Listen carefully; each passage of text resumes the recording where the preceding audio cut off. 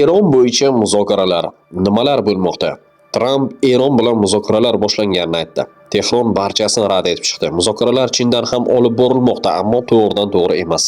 Va istiqbollar juda noaniq. Donald Tramp 23-mart kuni kutilmaganda AQSh Eron bilan muzokaralar o'tkazayotgan va urushni yakunlash bo'yicha muzokaralarga yaqinligini ma'lum qildi. AQSh prezidenti 21-22-mart kunlari juda yaqin va samarali muloqot bo'lib o'tgani haqida aytdi. Eron tomoni muzokaralar bo'lib o'tganini rad etib, Trampning bu bayonotlari Wall Streetda savdolar ochilish arafasida bozorni tinchlantirish hamda neft narxini tushirishga qaratilgan qadam ekanini bildirishdi. Ma'lum bo'lishicha, ikkala tomon ham bir-biridan bexabar holda zid bayonotlar bergan. The Wall Street Journal ma'lumotlariga ko'ra, AQSh va Eron o'rtasida to'g'ridan-to'g'ri aloqalar bo'lmagan. Ammo xalqaro vositachilar guruhi Misr, Turkiya, Saudiya Arabistoni va Pokiston bilvosita aloqa kanalini yo'lga qo'yishga muvaffaq bo'lgan. Asosiy muammo muzokaralarda Eron tomonidan ishtirok etadigan shaxsni topishda bo'lmoqda. So'nggi oylarda bu vazifani Eron siyosiy faxriysi, nufuzli konservativ klan vakili va oliy rahbar Ali Xomanayning ishonchli vakili bo'lgan Milliy xavfsizlik oliy kengash kotibi Ali Larijoniy bajarayotgandi. Ammo 17-mart kuni Isroilning havo hujumi natijasida halok bo'ldi. Misr maxsus xizmatlari Islom inqilobi muhofizlar korpusi rahbariyati bilan aloqaga chiqqan va ularga muloqot boshlash uchun qisqa muddatli otash kesim bo'yicha taklif yetkazgan. 22-mart kuni Tramp agar Eron 2 kun ichida Hormuz bo'g'ozini ochmaydigan bo'lsa, AQSh Erondagi elektr stansiyasini bombalashni boshlash haqida ogohlantirdi.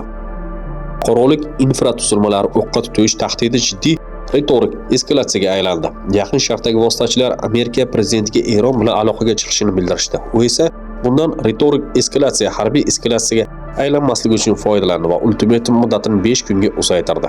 Muzokaralarda Erondan kim qatnashadi?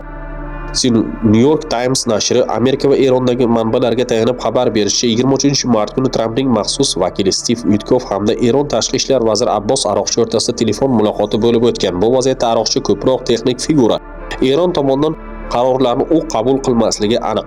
Urushdan oldin yadro muammosi bo'yicha Jenevada o'tkazilgan muzokaralarda ham Eron delegatsiyasi Aroqchi rahbarlik qilgan, ammo Eron pozitsiyasi u emas, balki Ali Larijoniy belgilagan hamda muzokaralarga rahbarlik qilgandi. Hozir esa bu vazifasini katta ehtimol bilan Eron parlamenti spikeri Muhammad Boqir Xolipov bajarmoqda. U Eron elitasining omon qolgan kam sonli vakillaridan biridir. U ko'p yillar mobaynida Islom inqilobi muhofizlar korpusida xizmat qilgan. 1997-2000-yillarda brigada generali sifatida korpusning raketa qo'shinlarini boshqargan. Keyin esa Tehron shahriga merlik qilgan. Bir necha bor Eron prezidentligi uchun nomzodini qo'ygan. 2020-yilda esa parlament spikeriga aylangandi.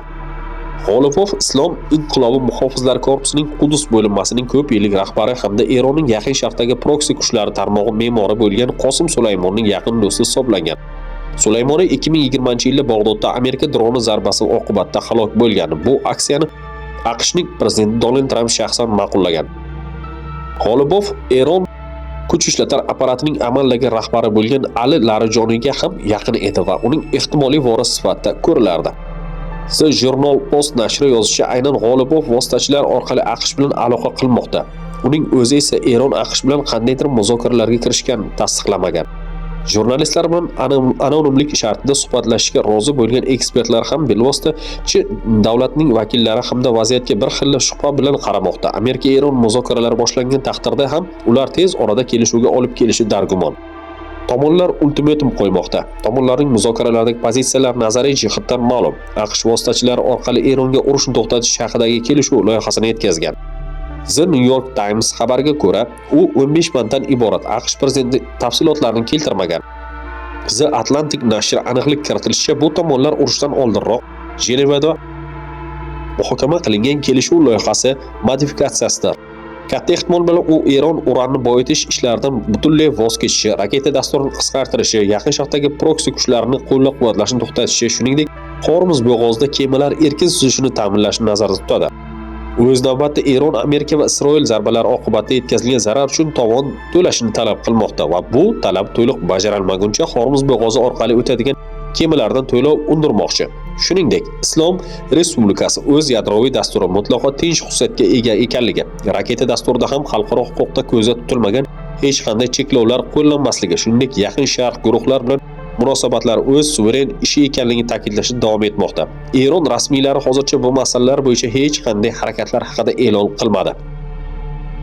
Diplomatik jabhada o'sishga erishilgan bo'lsa ham bu urushning 4-haftasida bo'lmoqda. Hozircha ish real muzokaralarga yetib borishga ayniqsa ular barcha tomonlar rioya qiladigan kelishuvlarga olib borishiga ishonch yo'q.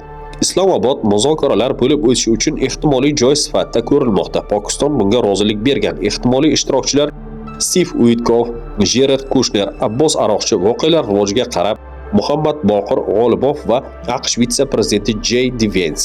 To'g'ridan-to'g'ri muzokaralar boshlanadimi yo'qmi bunisi noma'lum. Ammo mojaroning ikki tomoni ham oldindan o'zini g'olib deb hisoblamoqda. AQSh ham Eron ham kelishib bo'lmaydigan maksimalistik talablarni ilgari surmoqda. AQSh prezidenti bergan navbatdagi muhlat esa 27-mart kuni tugaydi. Agar shunda ham muzokaralar boshlanmasa, urush yana davom etadi.